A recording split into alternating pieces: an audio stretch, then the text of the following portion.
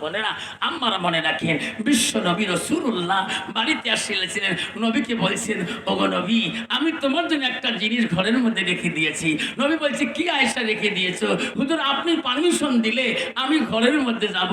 ওগো নবী, আপনার পারমিশন ছাড়া আমি আয়েশা ঘর পর্যন্ত ঢুকতে পারি না। কত বাবা, বর্তমান যুগের নারী স্বামীর কোনো পারমিশন না গায় না গায়, এক ঠেলায় দেখো ওই মাথা চলে গেছে। এদিকে কিরে কোথায় গেছো রে? কোথায় গেছি আপনি যে বারে বারে যে নয়া হাত দাম কয়া যান, যেরকম ঠিক না ঠিক? আয়েশা বলছে, ওগো নবী, আপনার পারমিশন ছাড়া আমি এখনো ঘরে যেতে পারবো না, কারণ আমি তো তোমার খেদমতের জন্য রেডি হয়ে আছি। ওগো নবী, একটু পারমিশন দিবেন, আমি একটা আমার ঘরে যাব। কি জন্য যাবো আয়েশা? তোমার জন্য একটা উপহার আনতে যাই। নবী বলে, আয়েশা যা, আমার উপহারটা নিয়ে আইসো। আয়েশা তৎক্ষণাৎ ঘরে গেলেন, আসি নবীর কাছে দাঁড়াইলেন, ওগো নবী আমি আসলাম। আয়েশা, আমার উপহার কি? আল্লাহ নবীর স্ত্রী মা আয়েশা একটা চিরুনি দেখালেন। আয়েশা, এটা তো চিরুনি, মাথা আসরা চিরুনি, এটা আমার উপহার। ওগো নবী, এই চিরুনিটা দিয়া আমি আপনার দাড়িগুলো আশ্রয় আশ্রয় দিতে চাই। যেরকম সুবহানাল্লাহ, যেরকম সুবহানাল্লাহ। বলছো বাবা, বর্তমান যুগের নারী স্বামীর কোনো দাড়ি আশ্রয় দিবে? এমনি দাঁড়িয়ে দেখতে পায় না, ঠিক না ঠিক? মৌলানা মৌলবি হাফেজ কারি মুক্তি কাজী হাজি মৌলবি মুন্সি এলে বলে দুনিয়া জঙ্গল কবু এলের জন্যে বক্সিরহাট পুঁজির বেরোয়া পাংনা, যেরকম ঠিক না ঠিক? মনটা কয় গোটায় হালা করে বক্সিরহাট বটে হাট, মনটা কয় কলেজ পড়ি বেড়ান, ঠিক না ঠিক? মা বোনেরা, এই মৌলানা মৌলবি মুক্তি হাফেজ কারি মুন্সি সমাজে তোর জন্যে, জান্নাতে যাওয়ার জন্যে, তোকে পাক দেখার জন্যে, দিনা সিরাত মুস্তাকিম ভাল রাস্তা দেখার জন্য তোর জন্য দাঁড়িয়ে সামনে থাকে। মা, এই চেহারাটা দেখনেওয়ালা তোর স্বামী। এই রূপটা দেখলো তো স্বামী। এই বিকোনা পুরুষকে রূপ দেখাসি না, হাসানাত ফারাতাহা, নিজের চেহারাটাকে বিকোনা পুরুষকে দেখাসি না। মা, ও মা, যত সাজবের ইচ্ছে হয় স্বামীর কাছে সাজবা। মা রাসূলুল্লাহ ফাতেমাকে ডেকে ডেকে বলছে বিয়ের রাত্রের মধ্যে, মা আম্মা আমার ফাতেমাতুল জহিরা, আমি একটা ওসিয়ত করি যাই মা, আমার আলী যখন বাড়ির দিকে আসবে মা, তুমি এমন সুন্দর করে সাজি থাকবা, আমার আলী যখন তোমাকে দেখি খুশি হয়ে যাবে, আমি রাসূলুল্লাহ খুশি হয়ে যাবো। জোরে কোন সুবহানাল্লাহ। বাপদান আমার শোনার চান না, বর্তমান যুগের নারী স্বামী যদি বাড়ি যায় দেখবেন একদল নারী আছে ভালো কাপড় পেনবে না, ভালো পেটিকোট পেনবে না, ওই নোংরা কাপড় নোংরা পেটিকোট নিয়ে বেড়াবে। আর যেদিন ওই বাড়ির সামনে কোনো প্রোগ্রাম দেখতে যাবে, ঠিক না ঠিক? ওয়াজ করি বাড়ি গেছিলাম, স্কুল আসবো কামিমাটিতে, 4 টাকা থুয়ে বাইক নিয়ে কাপ কাপ করে বাড়ি থাকি 1 কিলোমিটার বেরাইলাম। আসি দেখি একদল মহিলা দল বান্ধা বানাচ্ছে। মহিলাদের সামনে দেখা গেল তো আমার গ্রামের মহিলা মানলুম গাড়ি ডিস বেড়ে ওটি খাড়া হল, মহিলা চটকি উঠি হুজুরকে খাড়া হল। ওকে ভাবি করে জান গ, তোমার বিধুয়ে মানুষ এত সাধন পালন কে? তোমার আলে মানুষ সেই খারাপ জানেন, আমরা বিধুয়ে দিকে আমার শখ নাই। ওই কিরি ভাবি, ভাই মারা যাবার 12 বছর হয়, এমন কিন্তু কোনোদিন সাজেন নাই গো। ইস কি সাজন সাজছে রে বা। একজন করে মনে করা যায় কলেজ যাবার রাখছি। ভাবি তোমরা জান করে গো, কন না কে? কায়ো নানি হয়, কায়ো ভাবি হয়, কায়ো মাসি হয়, কায়ো খালা হয়, কায়ো কাকি হয়, মাথা কাম করে না। কি সাজন মুখটা জানেন না? আমার গ্রুপ আছে। তোমার কোন গ্রুপ? আমার 2টা গ্রুপ করি নাই, একটা হচ্ছে বন্ধন গ্রুপ, একটা হচ্ছে সেলফ হেল্প গ্রুপ। যেরকম ঠিক না ঠিক? ঠিক না ও ভাবি, তা তোমার স্বামী সার যাবার কারণে স্বামী কালকে সারক কাল কুচি না স্যার, আমার স্বামী আহিব লাগে না লাগে, তো হাইলে হয়ে যাব। শয়তান কয় সারাদুস্তানি, যদি তুই হাইলে হয়ে যায় তাহলে লিবিস্তি ফিবিস্তি আর যত কিছু আছে সাজি পারে ওই সারের কাছে যা, ঠিক না ঠিক? তো বিনা স্বামী তো কলন দিয়ে দিবে, বিনা স্বামী তো বন্ধন দিয়ে দিবে। মা খবরদার, খবরদার মা, ওই সুন্দর চেহারাটা স্বামী ব্যতীত বেগোনা পুরুষকে দেখাস না। বিশ্বনবী বাড়িতে আসলেন, আসিয়া দেখে আয়েশা আম্মাজন অত্যন্ত খুশি। নবী আসি দেখেন সব বিবিরা কাজ ব্যস্ত ব্যস্ত হয়ে আছে। নবী দেখলেন আয়েশা ওই দিন কোনো কাজের মধ্যে ব্যস্ত নাই। বাবা কষ্ট হচ্ছে, কষ্ট হচ্ছে 10টা মিনিট। নবী বলেন, আয়েশা, আয়েশা রে, আজকে আমি বড় খুশি হয়ে গেলাম। সবাই কাজে কাজে ব্যস্ত, আয়েশা তুমি এখনো কেন কাজ করো না? এই সংসারের দায়িত্ব তোমার, তুমি কাজ না করো কেন?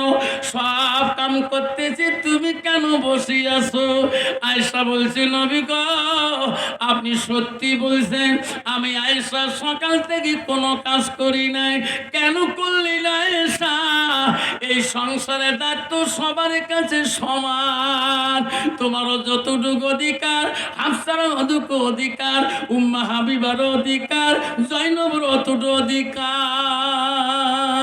বর্তমান যুগে এক বাড়ির যদি দুই বেটার বউ থাকে, দেখবেন বুড়ে বুড়ি ঘর সুতি আছে, বড় বেটার বউকে আমি এমএ পাস, ওই তো খোলান বাড়ি ঝাড়ু দিতে পারেন না। ছোট বেটার বউকে মুই তো এমলের মেয়ে, মুই তো ঝাড়ু নিবে পাবার না। লাস্টে বুড়ে বুড়ি দেখে, বুড়ি রে এলা 8টা বাজে, এলা জঙ্গলকে একা মোড়ে সামটা খাবে। যেরকম ঠিক না আমি ঠিক বাবা? মা বলে না বলে রাখে, মা আয়েশাকে নবী বলছে, আয়েশা এই সংসারে দায়িত্ব তোরও আছে, তুমি কাম না করি কেন বসি আছো বলো? আয়েশা বলছে, নবী গো আজকে আমিও কাম করব, তোমার অপেক্ষিত হয়ে আছি। কেন? ওগো নবী আমার মনটা চায় আজকের কাজটা আমি তোমার কাছে খুঁজে নিয়ে করতে চাই। নবী বলে, সারে কি কাজ খুঁজে নিয়ে করবা? ওগো নবী আমার মনটা চায় আমার হাত দুইটা দিয়া আমি তোমাকে গোসল করে দেওয়া কাজটা চাই। নবী গো আপনি যদি পারমিশনটা দেন, আমি আয়েশা অত্যন্ত খুশি হয়ে যাব। নবী বলছে, আয়েশা রে আমাকে গোসল করে দিলে কি তুমি খুশি হবা? কালাহা আয়েশা আমি নবী বারণ করতে পারি না। আয়েশা আম্মা এত খুশি হয়ে গেলেন, দৌড়ি আয়েশা 2 মস্ক পানি আনলেন, জল চকিটার সামনে আনলেন। নবীজি আয়েশা গোসল করে দিবি রে। আয়েশা আল্লাহর কাছে বলে, আল্লাহ আমি আয়েশা এত ভাগ্যবতী নারী, নবীজিকে কোনোদিন গোসলের দায়িত্ব পাই নাই, আজকে আমি পাইলাম। আল্লাহ আমার মতন ভাগ্যবতী নারী আয়েশার মতন কেউ না। আয়েশা নবীজিকে জল চোখের উপরে বসিয়া দিলেন। নবীজি শরীরের কাপড় গুলা আয়েশা খুলে নিলেন। আয়েশা গায়ে পানি ঢালি দেবে, নবীর দিকে তাকায়, নবীর গায়ের মধ্যে আয়েশা পানি দেয় না। নবী বলে, আয়েশা রে তুমি না বললি আমাকে গোসল করে দেবা, আমাকে গায়ের মধ্যে পানি দাও না কেন? আয়েশা তোমার কি হলো? আয়েশা বলে, নবী গো আমি আয়েশা তোমার গোসল তোমার জন্য চোখের উপরে আনলাম। ওগো নবী আমি আয়েশা 7 থেকে 9 বছর বয়সে আমার আব্বা তোমার সাথে বিবাহ দিয়েছে। আমি আয়েশা জীবনে তোমার খেদমত করি রে। ওগো নবী কোনোদিন খেদমতে ত্রুটি করি নাই, আজকে আমি করব না। আজকে শুনতে চাই গো নবী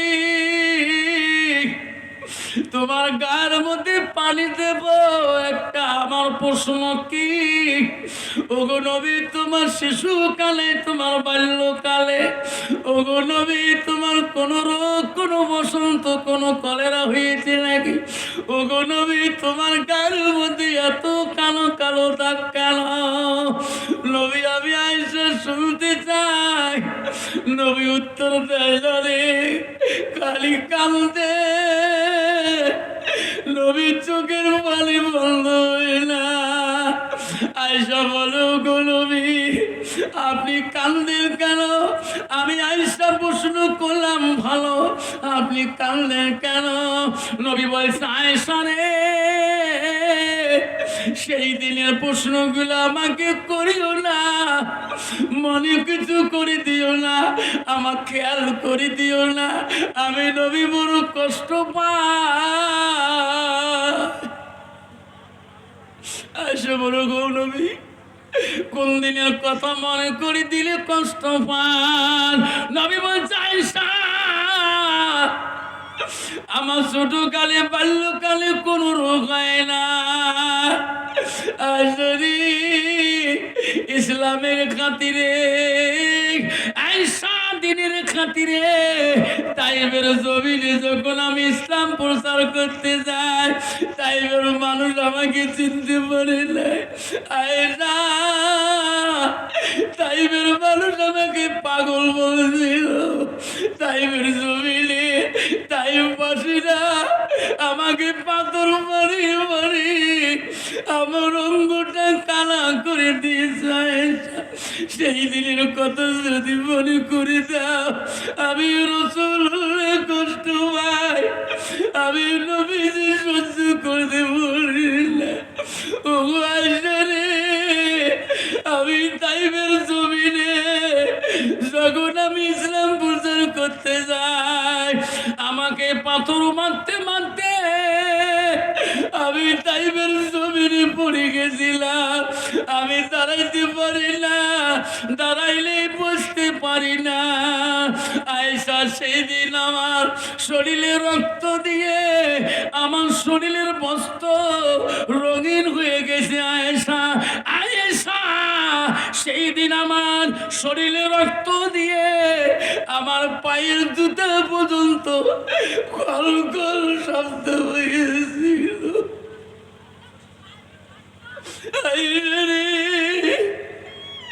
সেই দিনের কথা মনে করে দিস না আয়েশা, আমি নবী কষ্ট পাই। মায়েশা বলো, গো নবী, আল্লাহ কি তোমার উপরে সহায় করে নাই? নবী বলছে, আয়েশা, তৎক্ষণাৎ জিবরাইল আসছিলেন। জিবরাইল আসি বলছে, রাসূলুল্লাহ হাবিবুল্লাহ, তাইবের জমিনের ইতিহাস আল্লাহ সহ্য করতে পারে না রে নবী। ও গো নবী, আমি জিবরাইল হাজির। ও নবী, আপনার জবান দিয়ে বলুন, তাইবের জমিন আমি জিবরাইল উলট পুলট করে দেব। আপনার মুখের না শুনলে আমি জিবরাইল করতে পারি না। সেদিন আমি জিবরাইলকে বলছিলাম, জিবরাইল, তাইবের মানুষকে আমি অভিশাপ দেব না, তাইবের জমিন আমি ধ্বংস করতে দেব না রে জিবরাইল। এই জিবরাইল, আমি নবী মরে যাব একদিন।